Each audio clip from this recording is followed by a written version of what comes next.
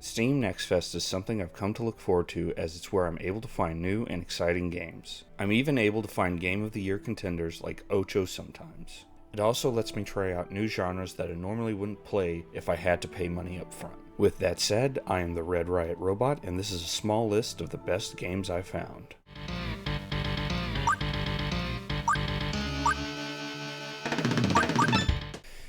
The first game I want to talk about is Star Racer. Star Racer is a game that looks like a halfway point between like Mario Kart and F-Zero. I think the devs have said they don't like it being compared to F-Zero, but it looks like an F-Zero game. At first, I spent a lot of time not really understanding how this game worked, but then I tried the Death Race, and I kind of figured out how it works. And I'm glad I did, because after that I learned you have an energy bar at the top. That is both your health and your boost. And so you have to keep an eye on that. You have to both use the boost, but also make sure you don't use too much or you will die. You also can pick up these little token things that give you ammo, and you can use this if you're on the ground. It's like a little, I'm going to call it a shield, that when you get close to an enemy, it hits them. And if you're smart, you hit an enemy with it as you do a side swipe, which you can do those too. And you can knock them off of a ledge, and they will be out of the race. And so there's a lot of these little small technicality things. Now, if you're in the air, the ammo is used for a laser instead. And you can take if you're like back in the pack, you can take out some guys all the way up front. I'm kind of glad that I stuck with this longer than my typical 20-minute chance, which is usually what I give these, because after that I found a lot of little mechanics that made this better than I initially thought it was. There are, let's see, 1, 2, 3, 4, 5, 6, 7, 8, 9, 10, 20 racers in total. There's also a track builder that is able to make not only like just 2D, but like 3D tracks with all types of obstacles and stuff, and it's kind of neat. I didn't play too much with that because it's a little bit hard to do, but it was still pretty fun. And yeah, if Star Racer kind of sounds like your jam, I would recommend it if you've been having a hankering for like some type of kart racer that's space themed. Crashdown.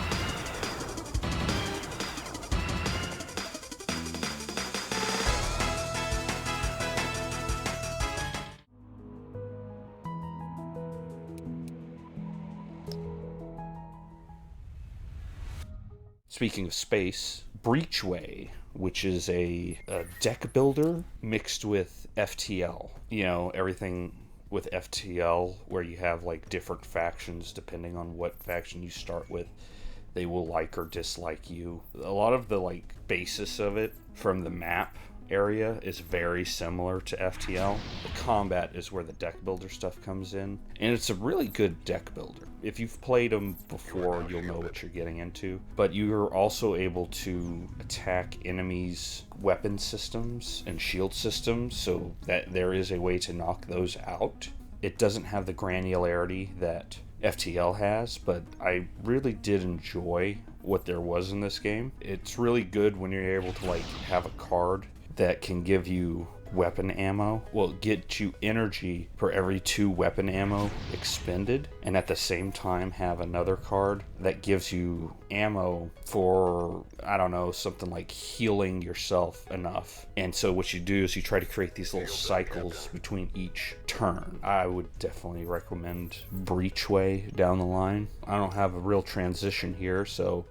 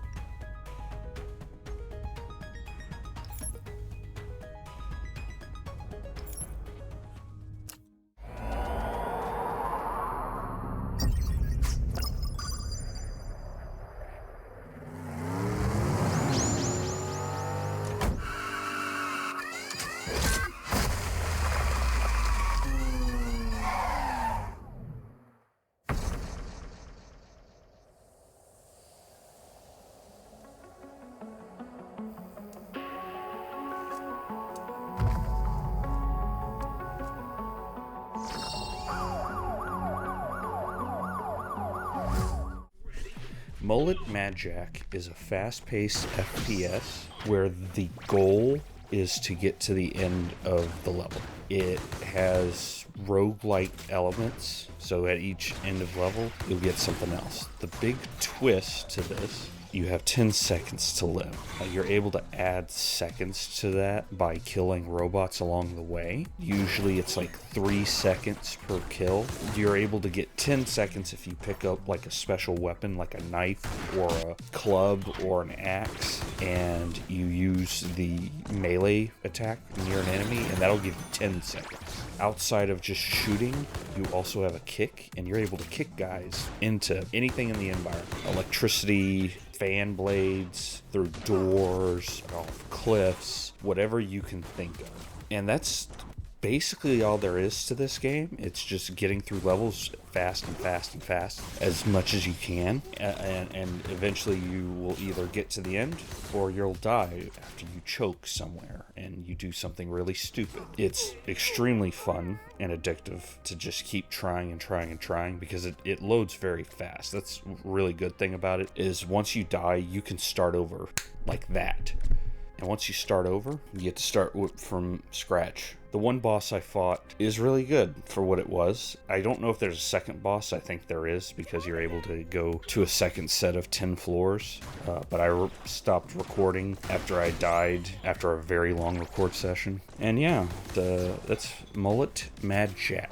And it's one of a handful of roguelites. And speaking of roguelites, You're harvesting your death data to improve our weapon ads. You'll get everything you desire by completing multiple events, accumulating a maximum prize of 100 million. This money can make your life stable, better, and easy. Don't miss this golden opportunity. Join the Breaking Show and change your life. This city needs you.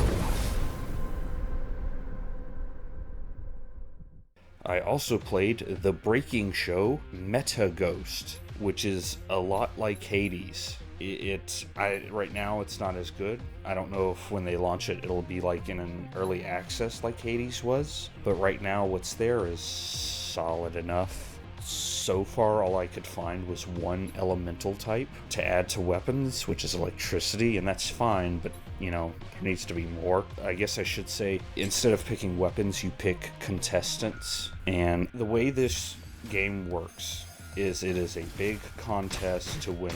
I think it's like $1 billion or something, and your contestants are forced to go through the game and experience whatever, and you have to beat the other contestants to the end. Each contestant, I assume, will have a different moveset that includes weapon, specialty, and like dodge type, because they do show off one in the demo. I did fight one boss, and it was a pretty good boss, and I got to the second area of the roguelite, and that's where my run ended, because I used a vending machine and the game crashed, which that's okay. This is a demo. It says it's an alpha demo, and I kind of believe that because it's a bit rough around the edges, and that's fine. Ladies and gentlemen, welcome our characters.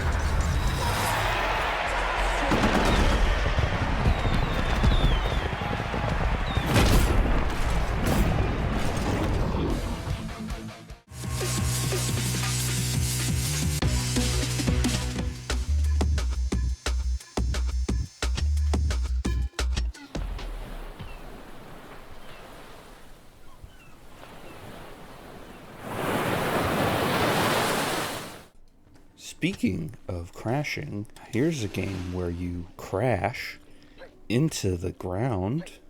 That's a bad joke. It's Pepper Grinder. Pepper Grinder is a game where someone played Sonic Colors and got to the Drill Wisp and thought to themselves, yeah, I want to make a game that is entirely that. And it's pretty good. There's not a lot to this demo because it's only 3 levels. What's there is really good, but it's kind of hard to like form an overall, will the whole thing be good? Will it lose steam? I don't know. I wish there was at least like a boss fight. There's not. There is like this collection thing, and I wish they would have done a little, like, shown if that's going to do something, or if it's just, hey, collect these little trading cards, because, I don't know. But it's very fast and frenetic, and it moves very smoothly once you get the hang of it, and it's kind of like skipping across, well, not skipping across, but skipping through water in a way.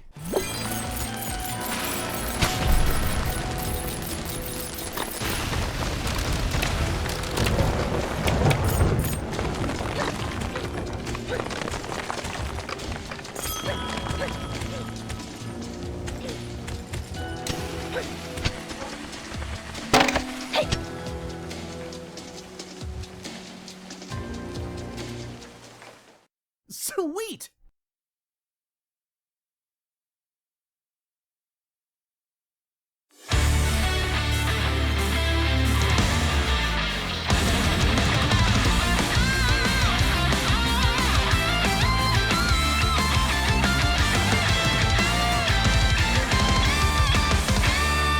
Another game that has very fluid movement is Berserk Boy. This is the newest game that is presenting itself as Mega Man inspired. Every couple of years a new one of these comes out, and they're usually good. This is definitely one of the better ones. I don't know if it'll knock Shovel Knight off, probably not.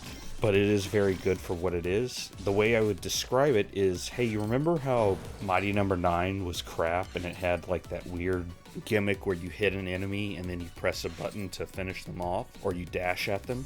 That's what this game kind of functions as. But it's, you know, not garbage like Mighty Number 9 is. And it's very good. The only issue I have with this game has to do with the boss fights. There are. This demo gives you 2 boss fights, and at the end of the first level you get to a boss fight, and it's the spider that shoots flames and it like slams into the ground, and it's pretty good for like a first like tutorial boss fight. And I was like, oh, that's really cool. I wonder if they're going to do another boss fight, but it's going to be like a real boss fight so that it shows off. And so you get into the second level, and when you're in the second level, they start talking up the bad guy, Genos, and they're like, oh, maybe he has a fire power right now because everything in the background's on fire. And it's like, oh, cool. I'm going to fight this Genos guy with fire, and I'm getting ready for it. And the level's really good.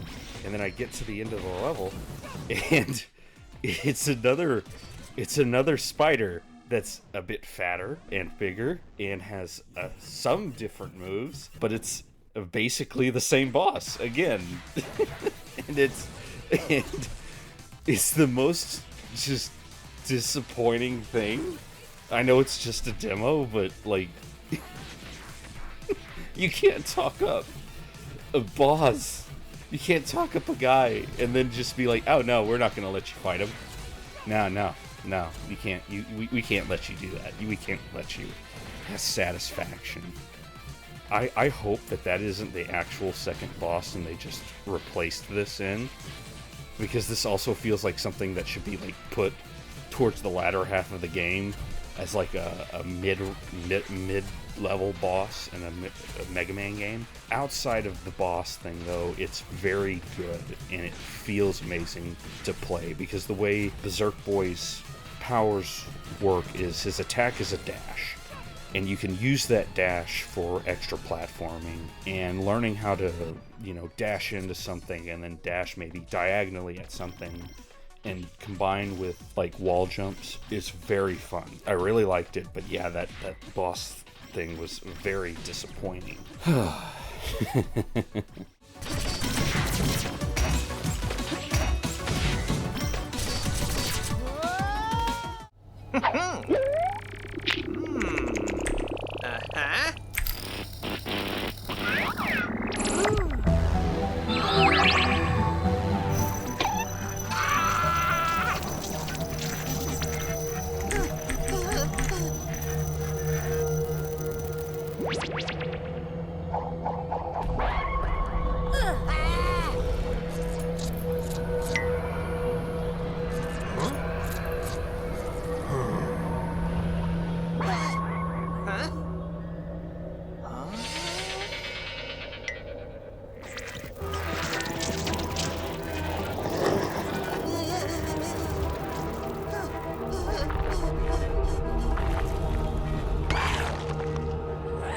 we are now going to enter the Legend of Zelda double feature, starting with #Blood or Blood, a game about a girl's first day of high school where she accidentally brings the undead back to life through the search for a pie recipe, I think it was. The big selling point of this game, it is made by someone who I think worked in Cartoon Network, so it's about the animation. A lot of the enemies are fine, but a lot of the animation shines when it's like in these dialogue segments that aren't fully voiced. They have that like Banjo-Kazooie mumble thing, which is fine. I'm good with that. Overall, it's controls all right. It gets a lot better once you get the main weapon of the game, which is a hockey stick, because when she just has her fists, you're gonna meet some enemies that have a larger range than her fists, and it sucks. But you immediately after get a hockey stick, and that like doubles your range. It has some very basic puzzles in the demo. I think this is literally just the prologue to the game, and so what's shown is kind of interesting because along with like that story stuff, the way the quests are presented is through basically fake Twitter or X, whatever you want to call Twitter nowadays. And I kind of like it because when you go in and you look at the thing, you will see different characters interacting with posts. Sometimes you have like a popular girl being snarky. Sometimes there's a nerdy know-it-all guy who is being a jackass and pointing out exactly what you have to do. And I kind of like it. It's a bit of a clever, creative way to do it. And that is where I got the most chuckles out of me. There are a couple of very simplistic puzzles in this, but like I said, this is a prologue. Also, you have the ability to take selfies, which also shows off some really good facial animations that they did, and I like that, and I think it's appropriate for this game. I know there's going to be some people who will point at that and just say, oh, that's cringe, but it makes sense for this game, and I'm fine with that. Probably the best animation stuff is like the transformation parts of the one boss fight that's in this, and the boss fight is a solid tutorial boss fight. It's not the hardest boss, it's very easy, and you're gonna have a very basic boss fight that introduces you to how boss fights function. Other than that, it's so far what they've shown is really solid. I think they'll probably add the more basic stuff for Legend of Zelda games, and that's good.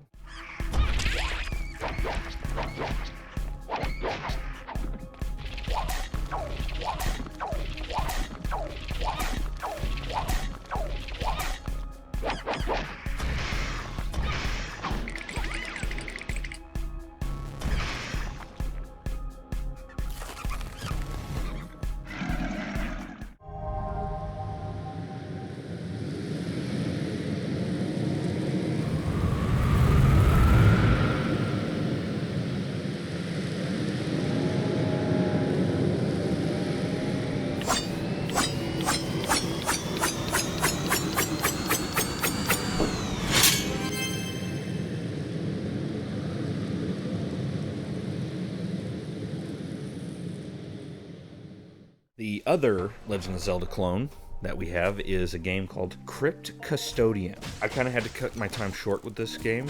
I only got up to the first boss. I think they go up to a second boss, but that first boss is really, really good, and it kind of sold me on this game more than anything else. The story of this game is you are a freshly deceased cat who is sent to, I don't know if I would say hell, but limbo. Like heaven is called the palace, and everyone who doesn't get in the palace gets to live in the outskirts. And you have been sentenced to clean the outskirts for the rest of eternity. And this game is very much going for a more heartfelt tone, and it seems to work because you'll meet some characters and almost none of them are like evil in the outskirts. It's just people who made really simple mistakes or something, sort of like what you did in the game. I won't spoil it, but why you get sent is dumb, and I think that's the point. Outside of that, like if you've played a Legend of Zelda game, you know what to expect. You know how these things work.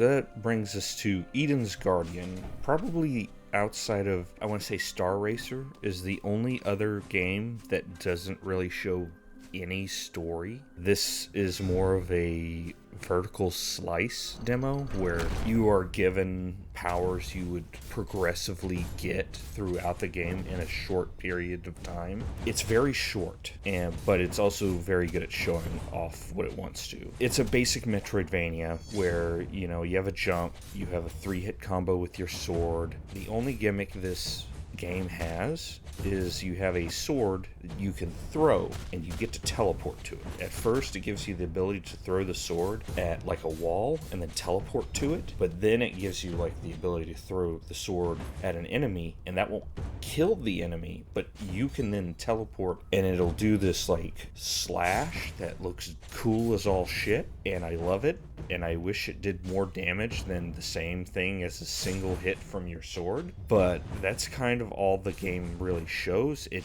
does give you a boss fight at the end that uses all the abilities you gained up to that point, and it's a very good boss fight, but there's not much else to this demo. But it did do enough to sell me on what this game is trying to be.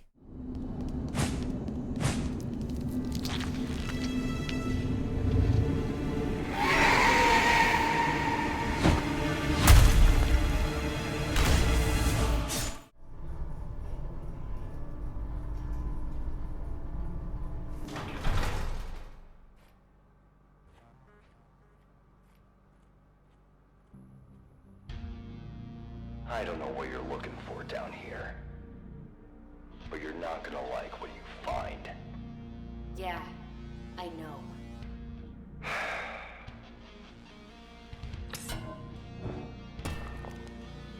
You should have stayed home, kid. Which brings us to our final game, Raw Metal. Ooh, Raw Metal is like a combination of my two favorite genres put into one. First, it presents itself as like a Metal Gear Solid clone. It's a top-down view. You're in stealth. Enemies don't see you like in the dark, and you can, use your camera to see enemies off camera, and you have gadgets that allow you to be sneaky, and then you can get to an enemy and do what you might think is a takedown, but it's not. You get to be put into a combat situation where it turns into a brawler, and I love this combat. It feels so good, and it's pretty simple so far. You have punches and kicks. Every third punch or kick in a combo is an uppercut, basically. It lifts an enemy off their feet. And what you have are enemies that have health that is constantly regaining, but you can lower the overall health by launching them into the air or hitting them into a wall and doing a bunch of damage while they can't fight back. And so it creates this great loop in the combat where it encourages you to be ultra aggressive and know how to quickly respond to an attack about to happen, because the enemies will break out eventually and try to hit you back. And when they do actually hit you, it sucks because it basically resets your entire combo.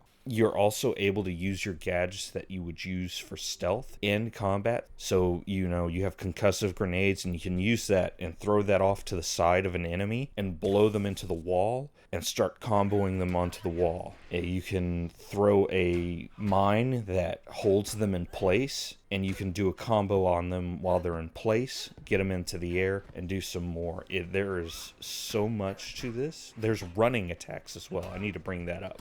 I love this combat. This game also infuriates me because it's very punishing. What you're doing is you're going into this mine and retrieving, money and resources and stuff and trying to upgrade. But if you die while you're in, you lose everything. But if you go back up before you go down again, you can keep everything you gained. So it has this very big risk-reward system, and I love it. And I'm sad to say that I love the first boss, but I still haven't beat him because I got past his first phase and I thought I won, and then I realized he had a second phase, and I got my ass beat. This game has been a true surprise. I didn't expect something like this to come out, and it's going to be coming out next month, I believe. This is the first I've heard of this. But yeah, Raw Metal was definitely my game of this Steam Next Fest that I played. This has been a good Steam Next Fest, and I look forward to the next one later this year. There may be hope after all. All right then. I won't hold back. Show me what you got, kid!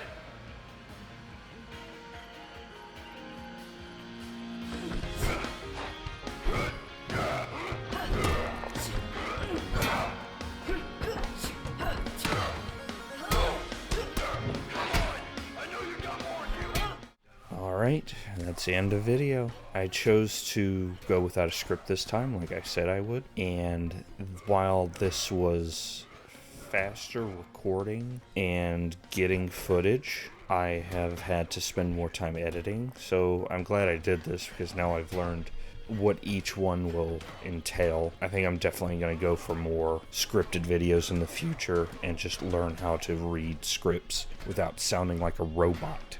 Outside of that, I did enjoy the Steam Next Fest. There were a lot of games I did play. I think I did over like 30 demos, and I had to kind of whittle down the list to the games that I enjoyed playing most. But that being said, I hope you all come back for my next video, because we're going to go back to the Old West, and I hope you like dueling at high noon.